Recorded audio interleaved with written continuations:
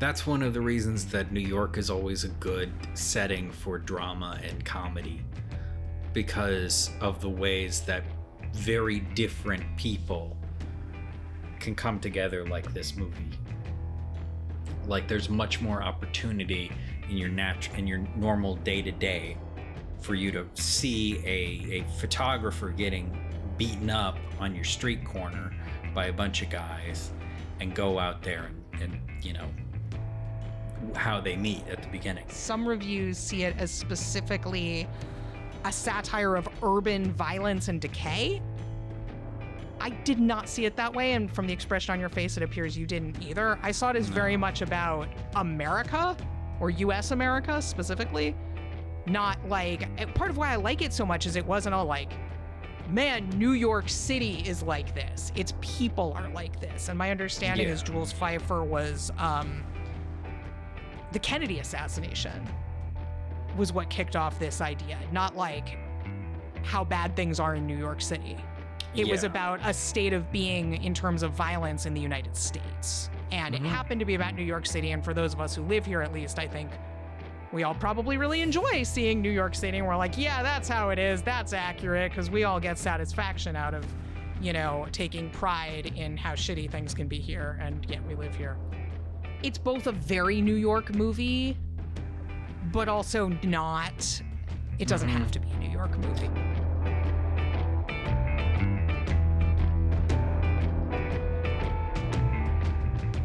Hello and welcome to the Celluloid Mirror mini episode. I am one of your hosts, Nicole Solomon. I am your only host today, so this is a weird mini episode.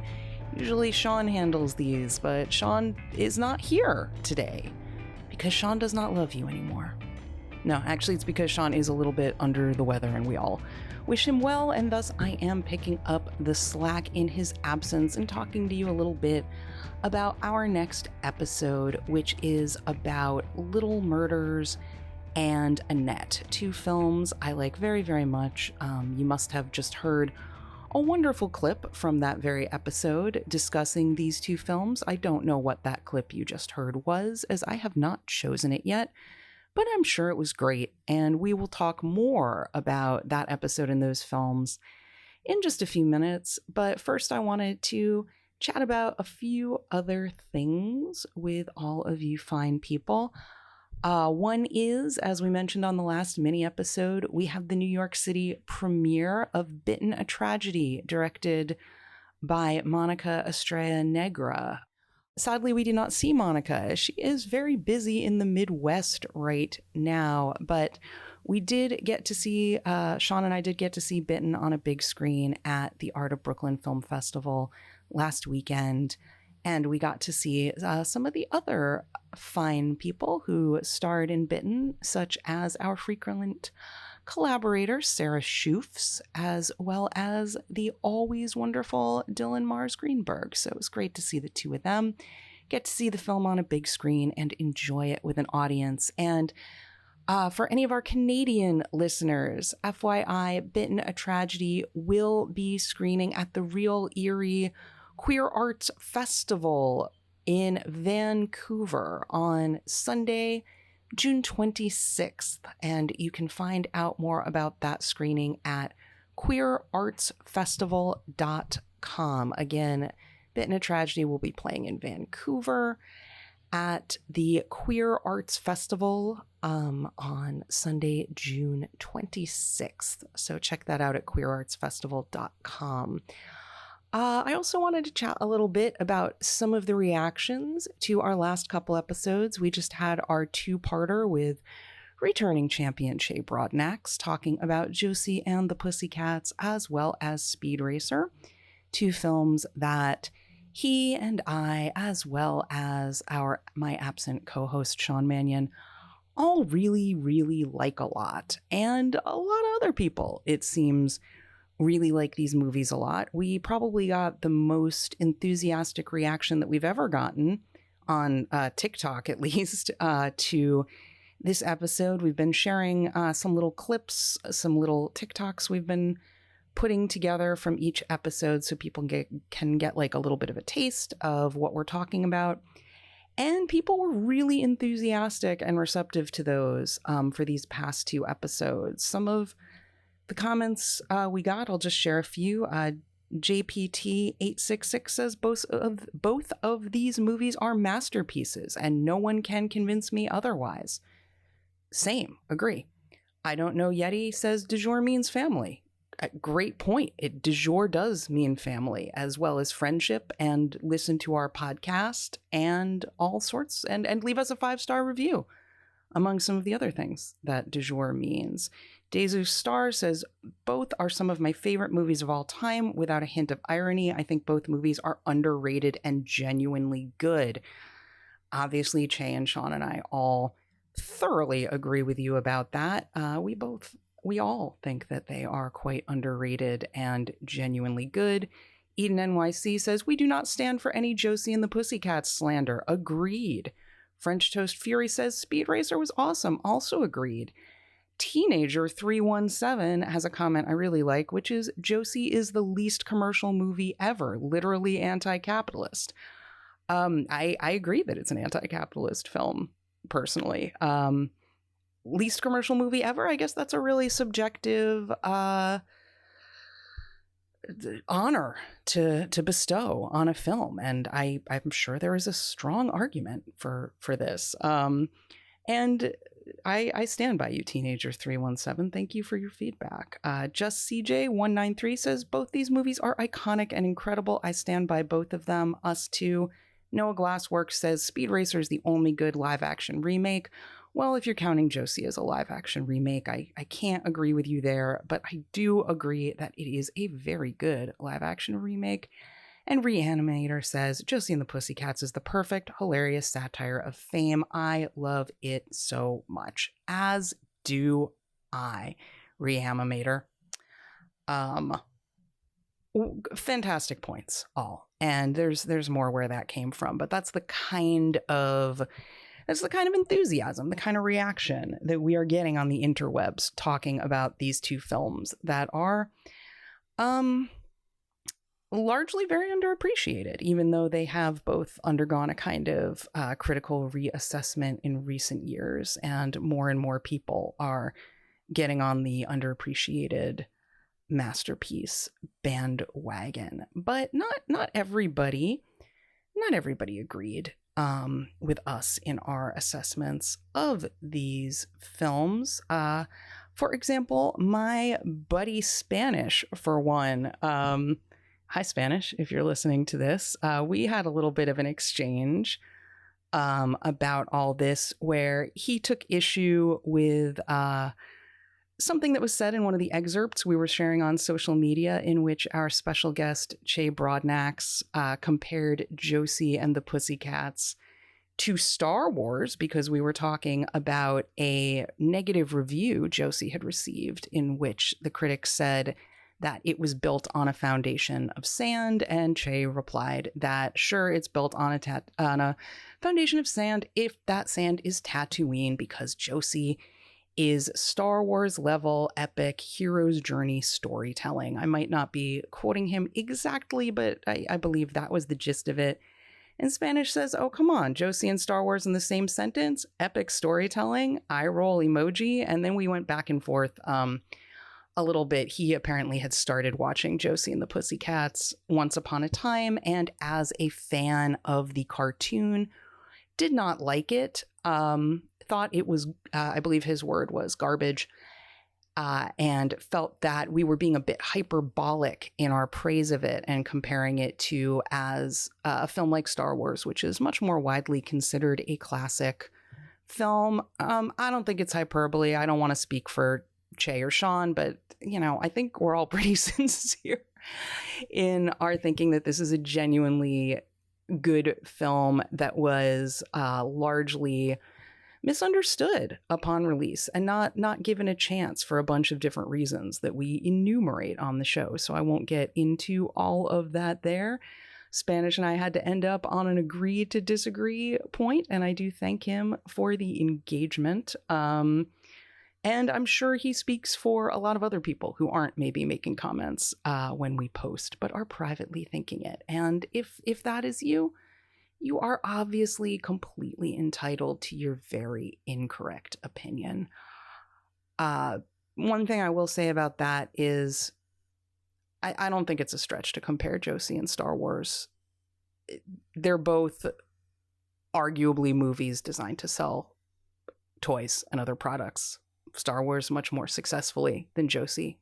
They're both hero's journey narratives, which, contrary to distressingly popular opinion, is not actually the only kind of story you can tell. You can tell stories that are not hero's journey stories, but a lot of our beloved films are, including both Josie and Star Wars, and I think it's actually a pretty apt comparison. And if anyone wants to engage with me on that further, I'm very happy to talk about it till the cows come home, because as evidenced by the 2-part episode on Josie and the Pussycats and Speed Racer, I like to talk about that film.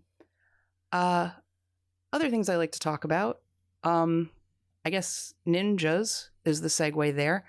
Our buddy Sam, friend of the show Sam, said he enjoyed the episode and had never noticed the Viking team shouting Crom in Speed Racer, and was delighted to hear that. That's what we're here to do. We're here to teach. We're here to educate. We're here to share knowledge. But he did not like what special guest Shay Broadnax said about ninjas, because he said that the ninjas in Speed Racer are evil, and Sam claims that ninjas are more amoral than anything, their only loyalties being to the highest bidder and to their code of honor. Just because an evil person hired the ninjas to do evil things does not make the ninjas themselves any more or less evil than any other ninja. This is a very interesting moral question that has been raised here. Sam is saying that even if ninjas are doing the work of evil, that does not make them themselves evil. I don't know if I agree with that or not. I don't disagree with it. I just had literally not really thought about the morality of ninjas before. So if you listeners want to weigh in on the morality of doing evil because someone is paying you to do so, whether within the context of ninjas or anything else, feel free. But Sam, thank you for raising this point and giving us all some food for thought. Definitely appreciate that. We always like to hear listener feedback. You can always go to anchor.fm/the Celluloid Mirror and tap the little button that says message near the top to leave us a little voice recording sharing your thoughts about the show, or hit us up at any of our social media accounts. It's 4 Mile Circus basically everywhere. Or better yet, leave us a review. Leave us a 5-star review. Leave us a 1-star review. Whatever. Leave us some reviews. 5-star reviews obviously help us the most in terms of connecting to an audience. But honestly, have your say. We're not going to censor you here at the Celluloid Mirror. I just shared feedback from some people who were quite critical of things that we said, and you can be critical of things we say too, and that is just fine. God knows I am critical enough of the things that I say on the podcast that none of you are even calling me out on. Do you know how painful it is for me sometimes to edit this podcast and listen to the words that somehow came out of my mouth that I don't know if I even stand by anymore? Or sometimes I just think, hey, that's not actually completely correct. Or, geez, I phrased that in a really confusing way. Or, wow, I guess I'm still figuring out this point or that point. But, we're all here to learn. Much as I like to talk and Sean likes to talk, we don't do this podcast only to hear ourselves talk. We do try to have it be a real conversation where we are listening to one another and sometimes learning and changing our assessments. For instance, I know episode 1 about Tammy and the T-Rex and breaking the waves, some of the stuff that really bothered me about breaking the waves, Sean had some things to say about that made me view it in a somewhat different way. And I left that recording session feeling a little differently towards that film than I had when I started. So that's a whole digression that I just went on. I do stand by Josie and Speed Racer being fine films, and I do stand by Josie being Star Wars level hero's journey storytelling, though. That is not something that I hear played back and think, oh, I can't stand by that. Even though, again, I was not the person who said it in the first place, but I do agree with it, and I still agree with it. And there's a lot on this show that I personally say that I don't agree with, but I don't know how any of us do podcasts and not hate ourselves.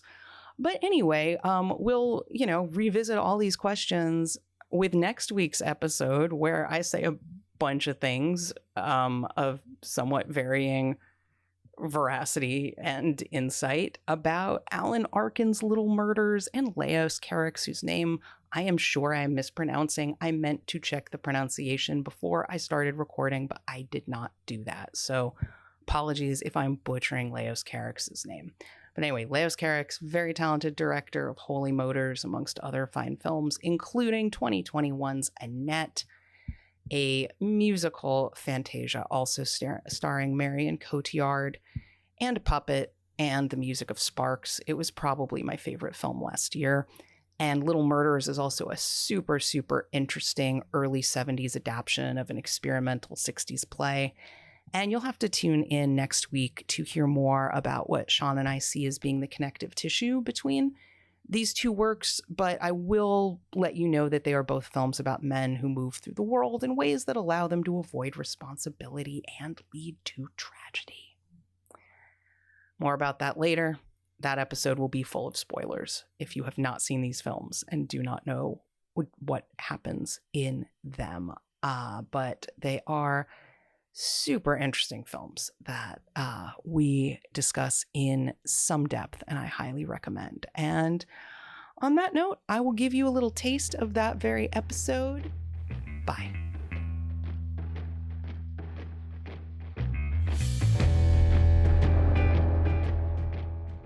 I mean, to me, it just speaks to how good his performance is and how human he felt in this highly artificial, stylized production. That I wanted that. I wanted that because he was feeling like a person I knew. It's also a much more effective way of criticizing the structure that the movie's criticizing, because those people are sympathetic people sometimes. They're not always terrible monsters. They're your friends sometimes. Mm-hmm. Like they're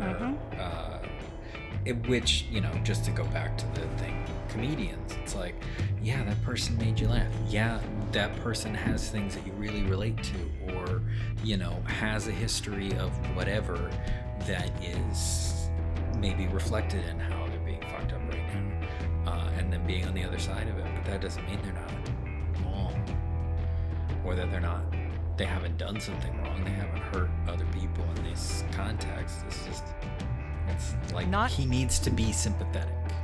He's not manslaughtering people all the time. Exactly. He didn't manslaughter me. Nobody is.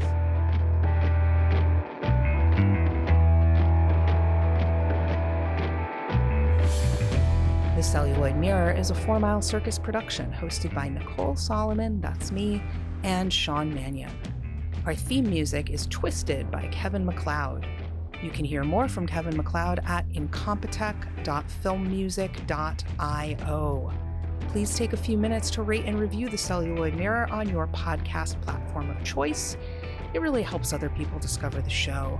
And if you have questions or comments about what you heard on the show or suggestions for future episodes, please email us at info@4milecircus.com or seek us out on social media.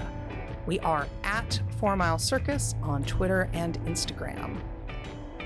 Want more Celluloid Mirror and more from me and Sean? Well, you can join our Patreon at patreon.com/4milecircus, where you will get early access to episodes of the Celluloid Mirror, as well as uncut video of our recording sessions, featuring stuff that doesn't make it to the final episodes, and access to our Discord server, Patreon-only events, and so very much more. To learn more about everything we do, visit us at 4milecircus.com.